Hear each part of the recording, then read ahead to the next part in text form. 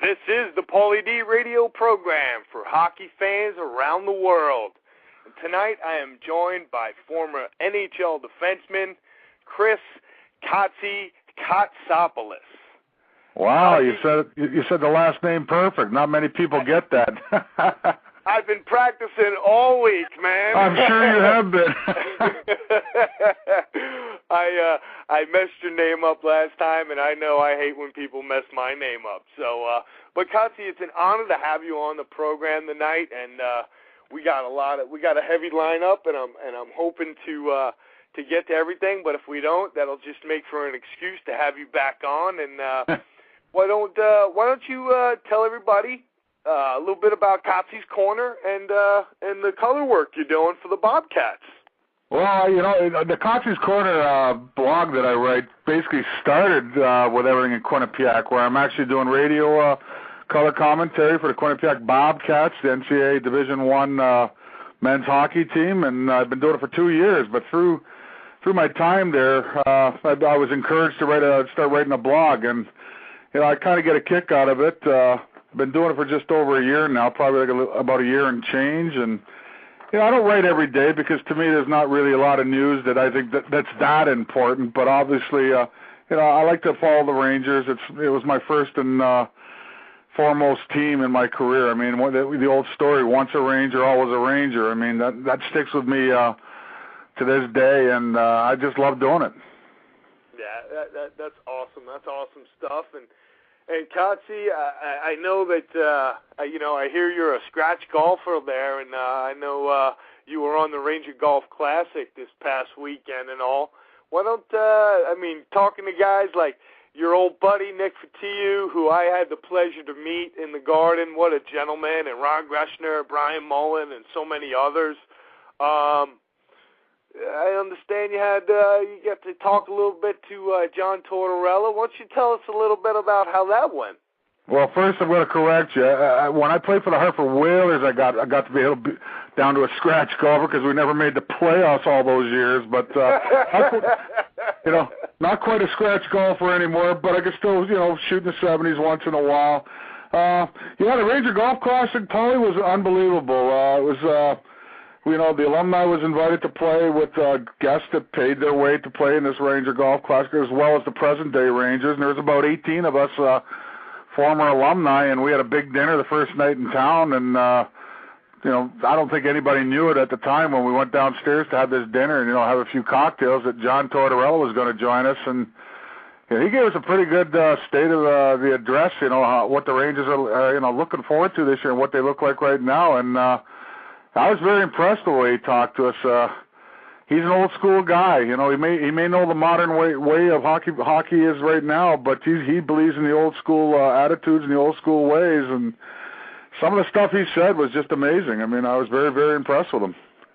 Right, and I want everybody to know you can reach Kotsy's Corner right in my link section.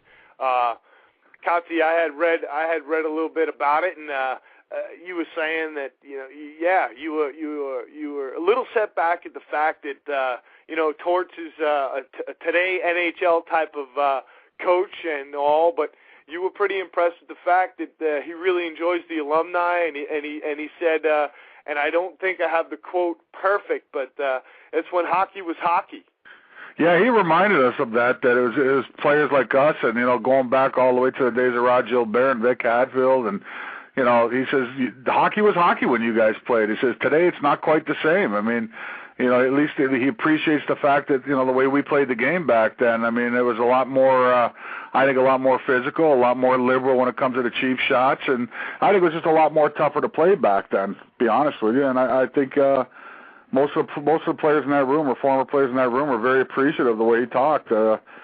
But, getting to the Rangers this year, I mean, I think everybody that follows the Rangers knows what they've gone through these past 2 days. And he warned us that night that these guys better be ready and they better be in shape. And one thing he promises Ranger fans this year is that they will be in shape and they will be ready to go opening night in Pittsburgh. Yeah, it's funny because I was reading today, a lot of what you just said was, a lot of these guys, Chris Drury, namely was the first one to say, John let us know that we better be prepared and we better take care of ourselves this summer, because once camp comes in, if you weren't taking care of yourself this summer, you were really going to pay dearly. And it looks like the workouts have begun and the torture now begins. And you know what, Cops? You know what I want to ask you? I want to kind of give the listeners an insight. Maybe you could walk us through a little bit of what that camp is like with these guys. And, I mean, maybe it's not so much of a Tortorella camp, but a good, maybe tell us what your worst camp was as far as conditioning and strength and all that kind of stuff, where you thought it was real hard, and maybe some of the easier sides. Well, early in my career, like I started playing in the minor leagues in the late 70s, and training camp was basically you came to camp to get in shape. But halfway through my career in the mid 80s, things started to change a little. All this testing and VO2 testing to see how your breathing is under stress, and then they measured the body fat, which I was not good at. I'll admit that, but.